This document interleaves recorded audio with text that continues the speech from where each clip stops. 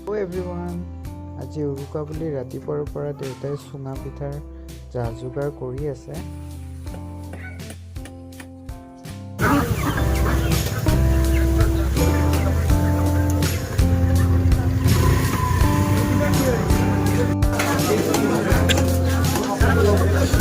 দেউতাই মাছ ফ্ৰাই খাই ভাল পায় কাৰণে মই অলপ মাছৰ পিচবোৰ ডাঙৰ ডাঙৰ কৰি লৈ আহিলোঁ। লগতে আনিছোঁ হাঁহ আৰু মটন কমকৈ আনিছোঁ কাৰণ মায়ে মটন নাখায়, আৰু মই আনিছোঁ মাছৰ পিচবোৰ ডাঙৰ ডাঙৰ কৰি। ভকুৱা মাছ দেখিছেনে, মোৰ হাতৰ টোপোলাৰ সমান ডাঙৰ ডাঙৰ। এতিয়া আমি কৰিম মেৰিনেট। এপিচ মাছৰ ৱেইট 150 গ্ৰামমান আছে। তাতে বেলেগ একো নাই, অলপ নিমখ, হালধি আৰু মিঠাতেল। এপিছত 200 গ্ৰাম আছে।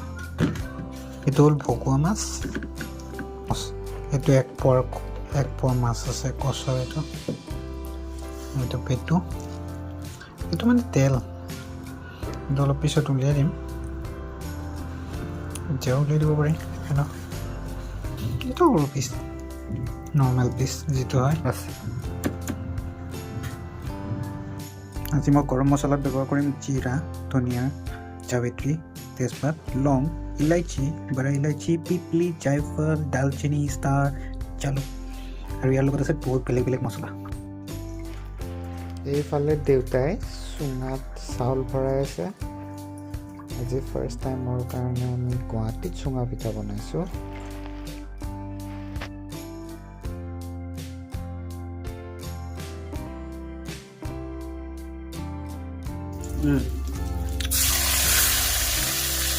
ফাৰ্ষ্ট কচ মাছ। এই পিচৰ ৱেইট আছে 250 গ্ৰাম। ইয়াতে বহুত তেল আছে, সেইকাৰণে এইটো মই অকলে ভাজি লওঁ যাতে তেলখিনি বেছিকৈ ওলায়, আৰু তাৰপিছত হ'ব বাকী মাছখিনি আমি, কাৰণ মাছৰ তেলেদি মাছ ভাজা বুলি যে কয় এইটোৱে।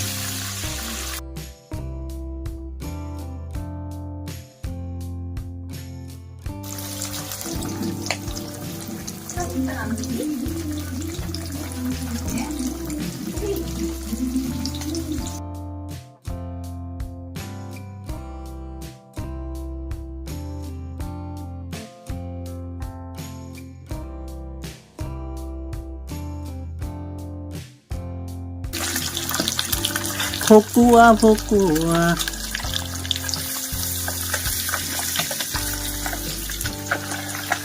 মা, ভকুৱাই কি কৰে?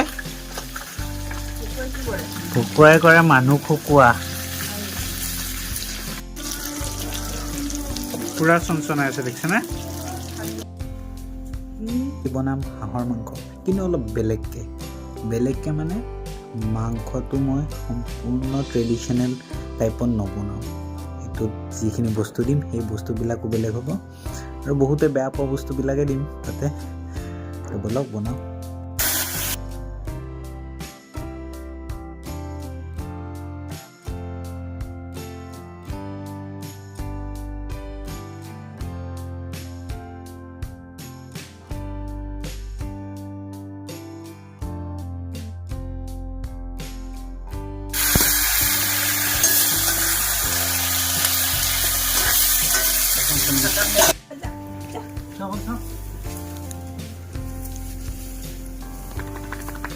মা,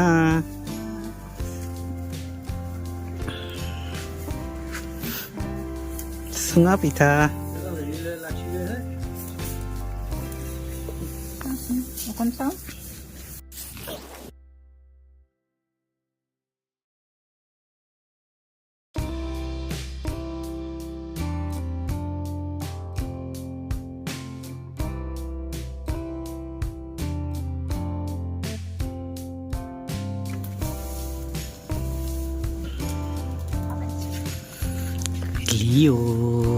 লিঅ' হেপী উৰুকা চুঙা পিঠা।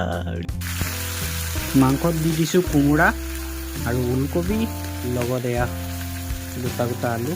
এইটো একদম সৰু চাইজৰ যিটো আলু আছিল, সেইটো আলু। মই বাকী বস্তু দিয়াৰ আগতে আলুটো দিছোঁ, কাৰণ এই আলুটো ভাঙি নাযায়, সেইটো কাৰণে। এই পিঁয়াজটোক মই ইণ্ডিকেটৰ পিঁয়াজ বুলি কওঁ। এইটো ইণ্ডিকেটৰ পিঁয়াজ এইটো কাৰণে, এইটো গলি গলি নোহোৱা হৈ যাব আৰু তেতিয়াই গম পোৱা যায় যে মাংসটো বহুত ধুনীয়াকৈ ভাজা হৈ যায়। এতিয়া দিম মই গৰম মছলা, গোটা গৰম মছলা, যিটো মই উইদাউট ৰ'ষ্ট কৰাকৈ মই পিচিছিলোঁ, সেইটো কাৰণে মই অলপ আগতে দিম, কিন্তু আমি এইটো তেলতো দি নিদিওঁ, আমি ডাইৰেক্ট তেলত নিদিওঁ, কিন্তু আমি এতিয়া দিম চব্জি, যিখিনি চব্জিয়ে হওক, হাফ ফ্ৰাই যেতিয়া হৈ যায় তাৰপিছত আমি এইটো দিওঁ। গোন্ধটো বহুত ধুনীয়াকৈ আহে, লগতে এইটো ৰ'ষ্ট কৰা নাই, সেইকাৰণে আমি মাজত দিলে হৈ যায়, কিন্তু আমি এইটো পেষ্ট বনালোঁ, সেইকাৰণে আমি তেলতো দিব নোৱাৰোঁ, তেলত দিলে আগতীয়াকৈ বেছি ফ্ৰাই হৈ যায়। এতিয়া মই দিম কেঁচা জলকীয়াৰ পেষ্ট, যোনে যিমান কেঁচা জলকীয়া খাব পাৰে আৰু।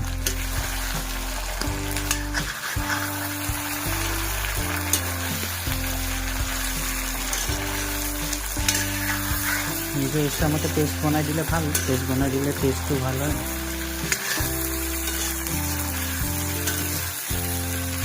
আমাৰ ঘৰত অলপ জলকীয়া কমকৈ খায়, সেইকাৰণে কেঁচা জলকীয়া মই বহুত দিয়া নাই, যি দিছোঁ পেষ্ট বনাই দিছোঁ। এতিয়া হাঁহৰ মাংসত দিম মই আদা পেষ্ট, এতিয়া গাৰ্লিক দিয়া নাই, অকল জিঞ্জাৰটোৱে দিছোঁ বৰ্তমান।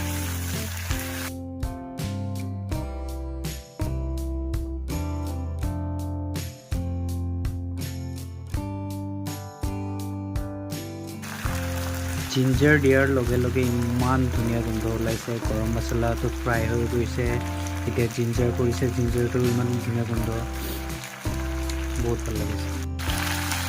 বহুতে বেয়া পোৱা বস্তু মূলা, 5 পিচ দিছোঁ। এতিয়া মই দিম হালধি,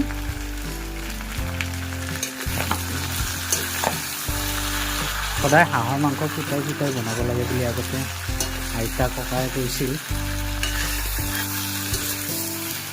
কাৰণ মই চাগে ভাত বনোৱা বহুত কম বয়সতে শিকিলোঁ, যেন মই স্কুল যোৱাৰ আগৰ পৰাই পাৰ মাৰি বাচি কাটি বনাই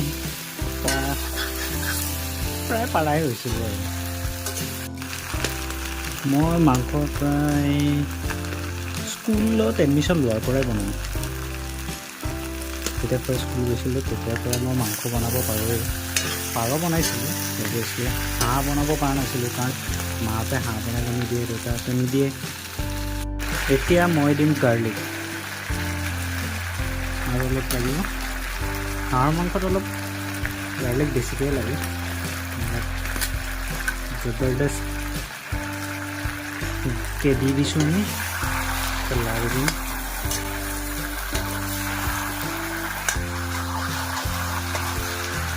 আজি মাৰ লগত অলপ ভিডিঅ' চিডিঅ' বনাম, খানা বনোৱাৰ, মা বহুত বিজি, মা আৰু দেউতা আজি ফাৰ্ষ্ট টাইমৰ কাৰণে গুৱাহাটীত চুঙা পিঠা পুৰি আছে।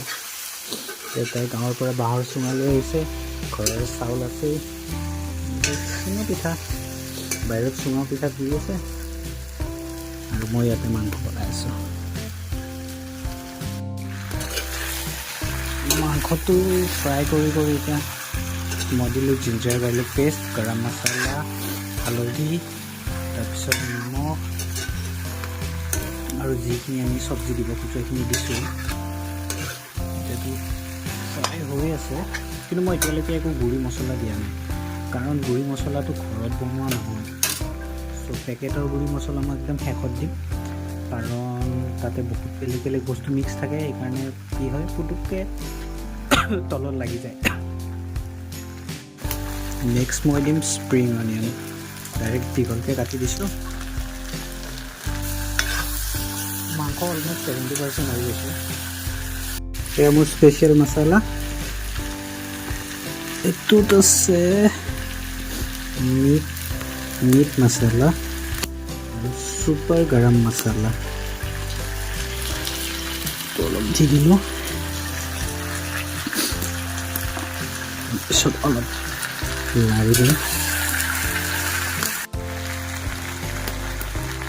নেক্সট দিম কাশ্মীৰী অলপ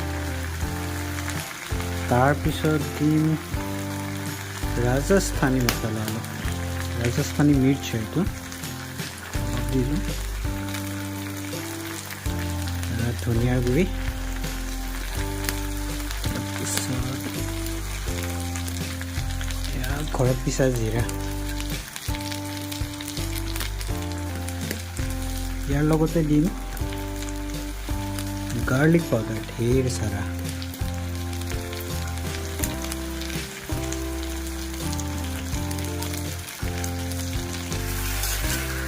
হাঁহৰ মাংসৰ এইটোৱে ভাল লাৰি থকা কোনো ধৰণৰ তলত লাগি যোৱা টেনশ্যন নাই তেল ওলাই থাকে খালি পাউডাৰ মছলাবিলাক দিয়াৰ পিছত অলপ লাগে চান্সেছটো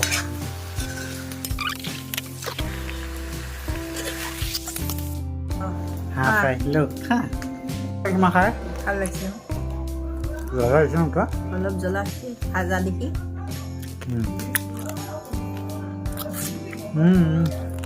হাঁহৰ মাংস পূৰা উতলি আছে ভক ভকাই ফুল ফ্লেম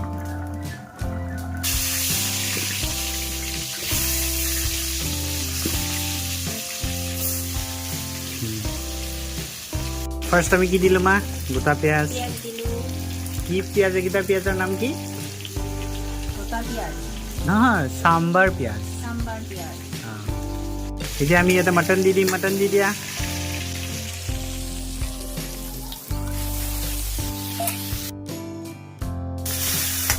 মা এতিয়া তুমি দি দিয়া জলকীয়া কেঁচা জলকীয়া গুড়ি কি পেষ্ট গোটেই নিদিবা তুমি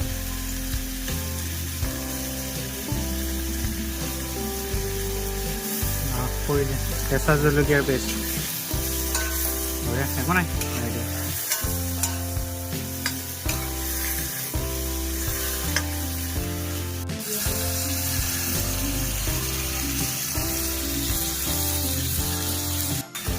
মটনত দি দিলোঁ কি অঁ পিছা গৰম মছলা কিয় ইমান জল্দি দি দিলোঁ কোৱাচোন হাঁহততো দেৰিকৈ দিছিলোঁ এতিয়া কিয় ইমান জল্দি দিলোঁ কোৱা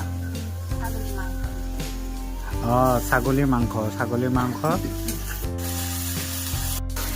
মটনটোৰ পানী এৰিছে ন পানীৰ লগত এতিয়া গৰম মছলাটো দি দিলোঁ গৰম মছলাটো দিয়াই দিয়াৰ কাৰণে কি হ'ব পানীটো ভাব হ'ব লগতে পানীটোক ৰিপ্লেচ কৰিব কি দি গৰম মছলা সোৱাদটো দি পিছা গৰম মছলা নিমখ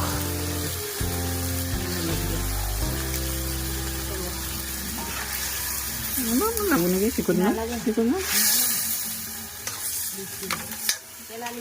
আলু দিয়া চেম চিষ্টেম সৰু আলু লগত মা কি দিবা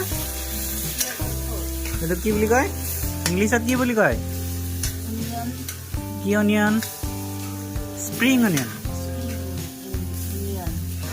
গুড এই স্প্ৰিং অনিয়ন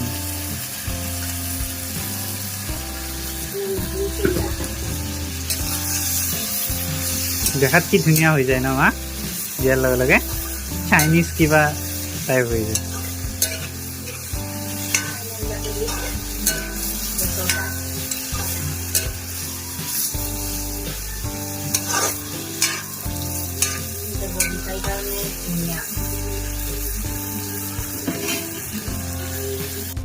এতিয়া আমি দিম জিঞ্জাৰ গাৰ্লিক অলপ পানী দি দিছোঁ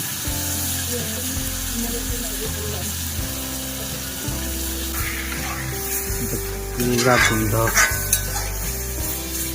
হয়নে মা পানীটো থকাৰ কাৰণে আৰু মাংসটো চফ্ট হৈ যাব এতিয়া আমি দিম কি দৈ আৰু মছলা মিক্স আছে ইয়াতে হালধি জিৰা ধনিয়া গৰম মছলা মিট মছলা চব জিৰা জালুক দিছোঁৱে নহয় গৰম মছলাৰ লগত আৰু ইয়াতে অলপ জিৰা পাউডাৰ আছে দিছোঁ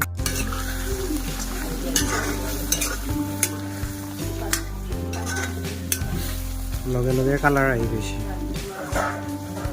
আৰু যেতিয়া আমি ফ্ৰাই কৰোঁতে দৈ দিওঁ তেতিয়া মাংসটো গ্ৰেভিটো বহুত ঠিক হয় জাষ্ট কেয়াৰফুল থাকিব লাগে যে বহুত যাতে জুইটো নাথাকে। চিক্ৰেট ইনগ্ৰেডিয়েণ্ট নাৰিকলৰ গুড়ি।